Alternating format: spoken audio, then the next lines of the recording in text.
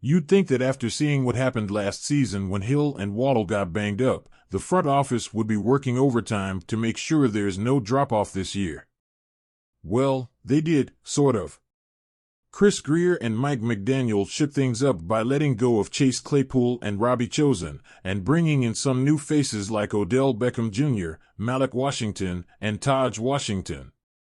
Sounds like a solid plan, right? But here we are, nearing the regular season, and it feels like the same old story: injuries, question marks, and a lot of what-ifs. Let's be real, everything looked good on paper. Odell Beckham Jr.? That's a big name.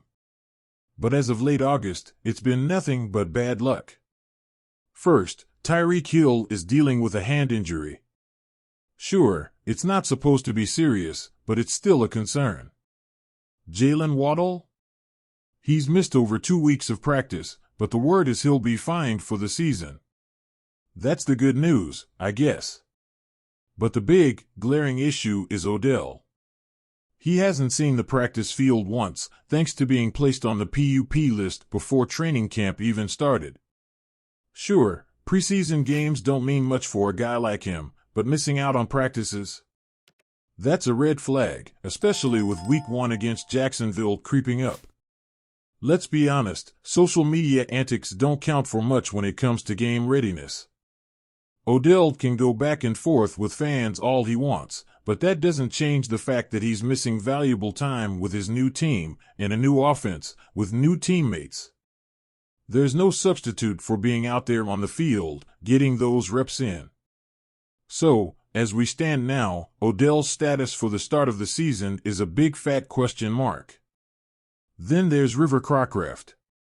By all accounts, this guy was having a stellar training camp. He even had a sweet touchdown catch from Tua in the last preseason game against Washington. But what happens next? An upper body injury. McDaniel says it's not season-ending, but missing some time in coach speak usually means we won't be seeing him anytime soon, probably months. And don't even get me started on Taj Washington. The 7th-round pick didn't even get a chance to show what he's got, landing on IR before camp even kicked off. Then there's Eric Ezukanma. He missed almost all of last season, and now he's dealing with another injury in camp. Sure, he just got back on the field, and he looked solid in last week's preseason game, but how many games can we realistically count on him for? The injuries just keep piling up, and it's hard not to have doubts about his durability. So, where does that leave us?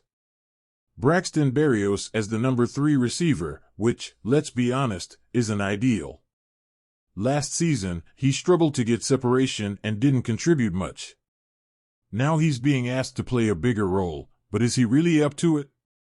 Not likely. Then there's Malik Washington. The rookie has shown flashes in camp, but he's also looked like, well, a rookie. He's overwhelmed at times, and while he might develop into something down the line, he's not the guy you want out there when the regular season kicks off.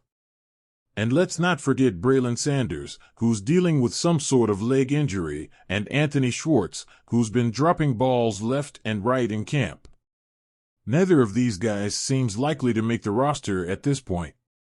So what happens if, heaven forbid, Hill or Waddle go down once the season starts? This WR room, which was supposed to be a strength, suddenly looks like a glaring weakness. If Odell can get healthy and contribute, that changes the equation, sure. But with no clear timeline for his return, it's hard to feel confident about it. Don't be surprised if the Dolphins end up making a move before the season starts, maybe a waiver claim or even a trade. Grier's got some tradable picks in the 2025 draft, and this team can't afford to go into the season with such shaky depth at a crucial position.